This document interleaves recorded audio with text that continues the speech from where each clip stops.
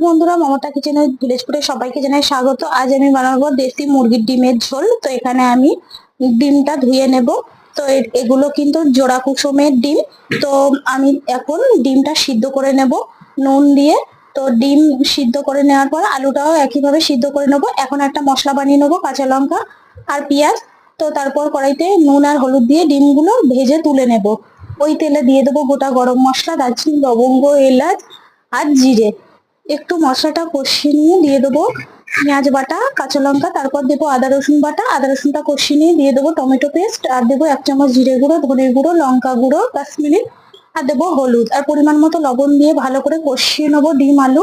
তারপর গোলমরিচ গুঁড়ো, গরম মশলা গুঁড়ো দিয়ে ভালো করে কষিয়ে নিয়ে জল দিয়ে দেবো। দিয়ে ফুটিয়ে নাবিয়ে নেবো ভাজা মশলার গুঁড়ো দিয়ে।